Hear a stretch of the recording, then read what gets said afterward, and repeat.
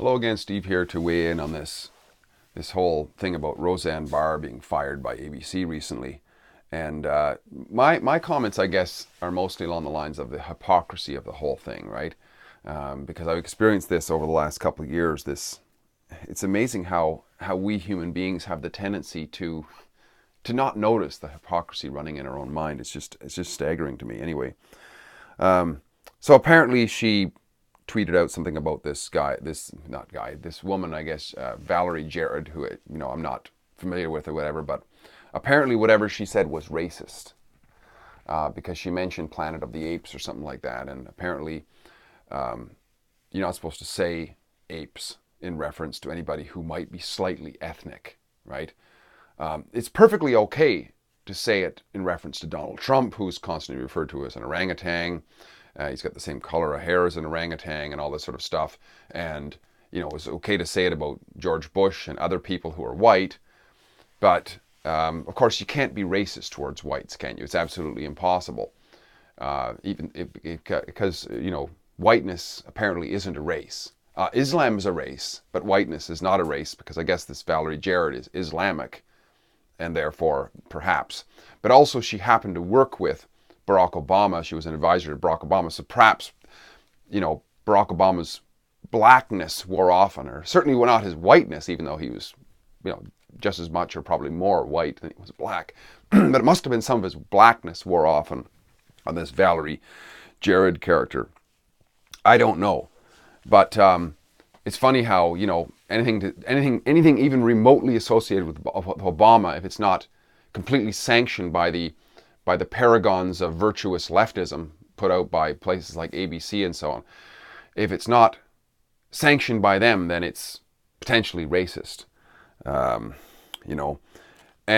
anything to do with Obama, that is. And of course, anything to do with Islam. So I think that had a lot to do with both Obama and Islam, because they want to make these paragons of virtue like ABC, they want to make Islam into a race, because you see that they're chasing that all the time, even though it's just another big, huge corporate religion in the world, right?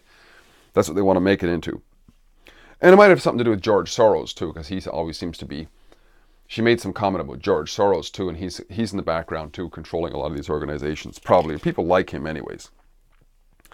And I just think, talking about the hypocrisy, I just noticed that the hypocrisy is an example there of the George Bush and the Donald Trump and so on being referred to as monkeys and orangutans and so on. That's perfectly fine, right?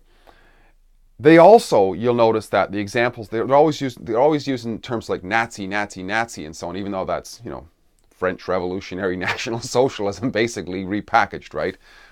And but they won't criticize their favorite form of socialism, which is international communism, right?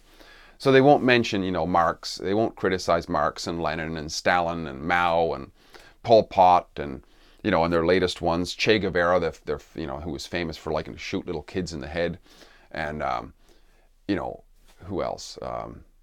Their latest favorite, Hugo Chavez, whose country is a complete disaster now, and about to get a whole lot worse, probably, by the way.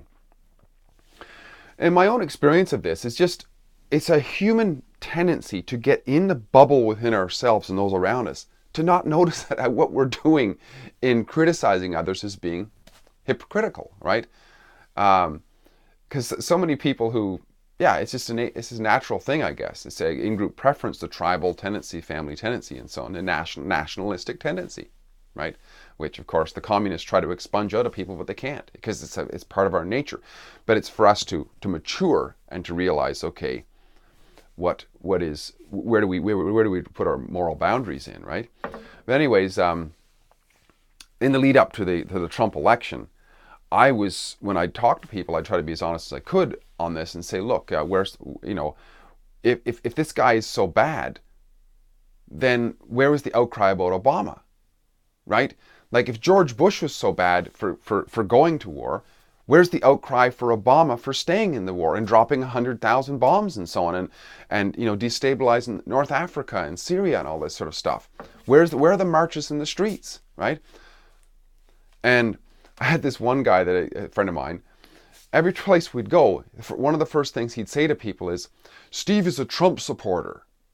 And meanwhile, I never said that I was a Trump supporter. I'm not a Trump supporter. I'm just saying, look, if you're going to criticize this guy, why not? How about spread it around a little bit, right? And anyways, and as I mentioned in a video here too a while back, this is probably a year ago or so, I was at a friend of mine's place who invited a few people over, and the idea was we're going to watch a movie about Gabor Mate. He's this doctor in Vancouver, and he's into sort of a spiritual thing too. And it was and there was a panel of people, and they were talking about this, and all of a sudden, he starts going in and criticizing about how stupid and dumb and ridiculous Trump is. And then of course he went on to George Bush as well, and then, of course it was up in Canada, so he went on to Stephen Harper as well, the Conservative Prime Minister at the time. And then his counterpart in the panel or whatever started talking about, no more than a few, 10 or 15 minutes later, he starts going on about how stupid George Bush is and how stupid Trump is, and they lie, and they're sort of they're perfect examples of child abuse and all sorts of stuff. And then we were watching this, and then the video was stopped, and the question from the person who was showing the video is, hey, does anybody have any comments? Let's talk about what came to you in the last 20 minutes of this video. So I brought that up. I said that's interesting. Why would both of these people just mention so-called right-wing politicians? And like, why would you go Bush and then skip over to or Trump and then skip over to Bush without mentioning the guy who was in between, the 100,000 bombs Obama guy, right? And I was instantly pummeled with indignation, just instantly, by all of them. I was called I'm negative by one. I was called I talk too much by another, and so on. And I just pointed out to them, I said, hey, hang on a second here. You invited me over here. You're showing the video. You stopped the video for comments and what? Reflection. What am I doing? Right? But if somebody had if it was if I'd asked questions about why they didn't mention Obama only, right? It would have been different, because that's the mainstream. That's the mainstream, and it's hypocritical, I would say. And so I think that both sides of any issue have their errors, I would say, because that's the natural human tendency, is to be in error. I think that the right tends to realize that we're all in error. And that's why the old-time religions talk about we're all sinful. We're all missing the mark to a certain extent. The leftists, on the other hand, and you see this in the writings of leftists from way back, so-called leftist philosophers, they have this belief that there is a perfect human being. That perfect human being can be crafted. And this is why I think the leftists come across now with this righteous indignation of anybody who dissents from their worldview, from their opinion. And therefore, they can be completely written off. Just like the early leftists, the early communists in the French Revolution and so on. They saw anybody outside of their bubble as absolutely evil, irredeemables, who could be gotten rid of once they gained control. And what did I have here? Let's see. Yeah. So what I can see is that we're somewhere in between, right? We're not perfect, and we're not completely corrupt. And we can learn something from everybody. It's just what side are we working for? Are we working for the corrupt side, or are we working to try to improve ourselves and serve honesty, truth, and so on, and lack of hypocrisy? See, because when we serve truth, there's less hypocrisy.